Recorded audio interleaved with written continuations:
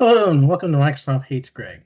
My name is Greg Deckler, and today we're going to be talking about stacking visuals in Power BI.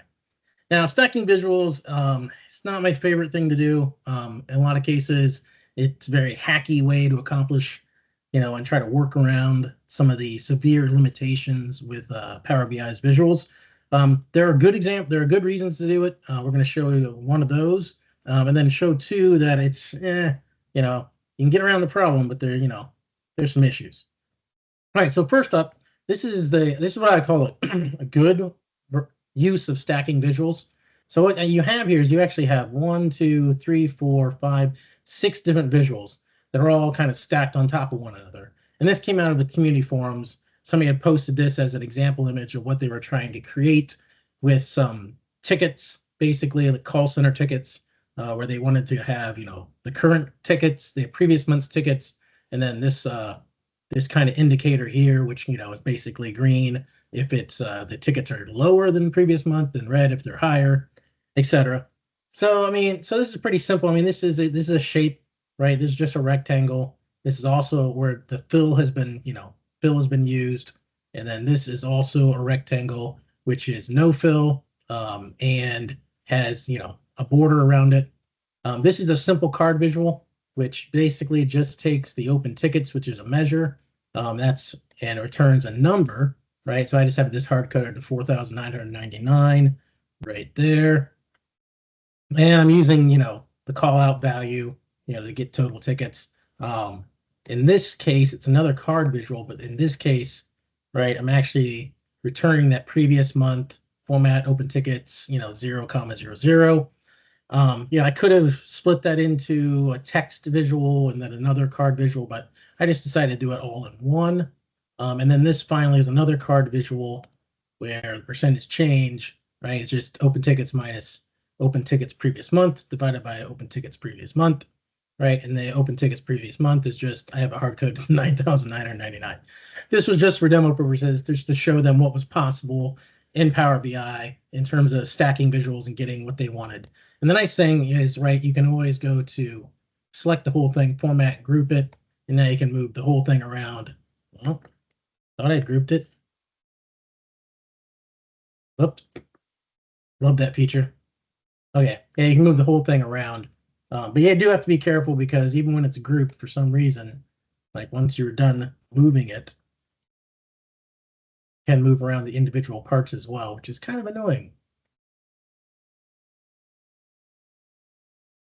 So anyway, all right, so that is what I would call a good use of stacking visuals and trying to do some artistic type of, nice display. Basically, this is an image, right? Obviously. Okay, so on to the next one. Next one we're going to take a look at also came out of the forums, and here. So in this case, what they wanted, you can ignore this slicer. It has nothing to do with anything. This actually came from another forum post that they needed a disconnected slicer, and so, but I was just in there, so I saved it as a separate copy. It's called Frozen, and what they wanted to do was they wanted to have a table with where the first column was frozen in place, so I could scroll through, right, this table, and this first column would not change, and stay constantly there. Plus, they wanted a custom tooltip on the first column versus the rest of the columns, right? So, and in this case, I put in a report page tooltip, just a very simple one. So, okay, so how do we approach this, right? Well, you have your table visual, which is your main table visual right here. And if I turn off this table visual, you'll see that this table visual, right, is sorted by product name, has a product name column. And what I've done is I've layered on top of that another visual, basically put in the same, another table visual right in the same place, and just layered it over top. And now the tricky part about this is that you need this visual right here, right, to extend beyond this other visual. See how that one's a little bit shorter than this one? And that's because of the scroll bar, right? Because if this visual basically shrinks up enough, right, and you had it at the same size, right? And they're both there. Well, now when I try to scroll, right, I can't get to that scroll bar because this table visual is in the way. So you want this table to be a little bit below the other one so that now you can get to the scroll bar, never, regardless, essentially. Now you still have some dangers here, right? You have there is the danger of people clicking on these columns and sorting by something different, which is going to cause major problems because this first column's not gonna match that sort order. You could get around that by putting basically a transparent shape over top of the whole thing to make sure that they couldn't interact with it at all. But then that's going to turn off your tooltips.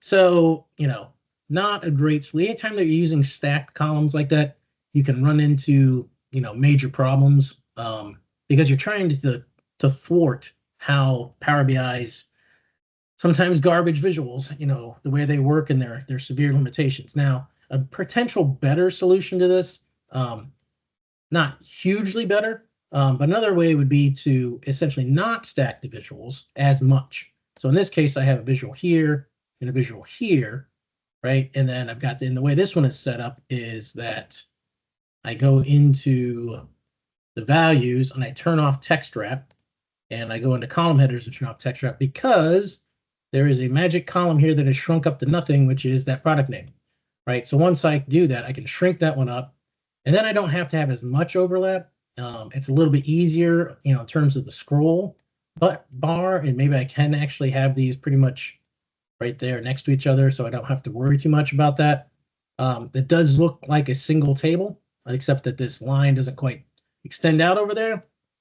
Not a huge improvement, because you still have the issue where if they sort by something else, then you're going to get a problem. But if you have to have the tooltips, there's not a great way around that.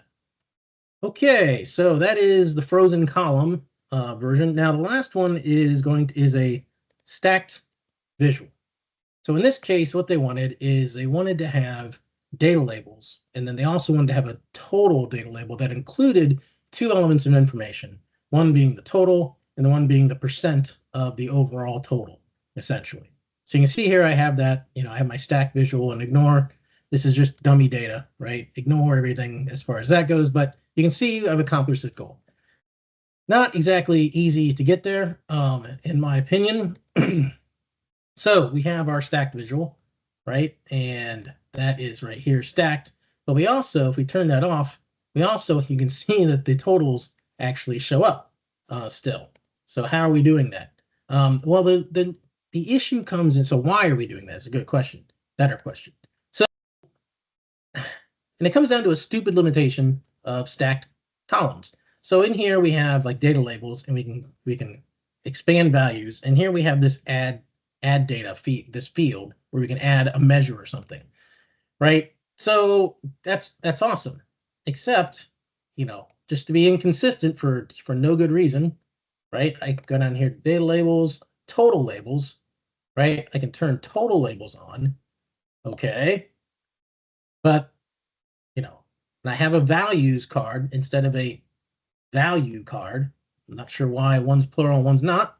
But you can also see the important part is we don't have that same ability to just drag a measure in here to control our total label, right? So we can't have our total label just be whatever measure that we want to come up with, which it has to be essentially whatever the default is, which is annoying. All right, so how can we get around it? We get around that by stacking visuals. So if I turn this off and I take a look at this, so you can see here, this is actually shrunk up as far as the visual. So this visual here is larger, right, than this one right here, which is smaller. The reason for that is because I had to turn everything off. So in this visual underneath, I turned off the axis, right? I came in and just turned off everything. Y-axis, turn off the title, turn off the values. Same thing for the x-axis, turn off the title, turn off all the values, all of that sort of stuff. Turned all that stuff off. I even set the columns. So the columns are set to the background color, right? So it's a white, and so I colored those white so the columns don't actually show up. So if I actually do this, I can say, you can see, here's the columns. And the reason that we did this is because just to be different, the data label, well, it's kind of consistent, I suppose.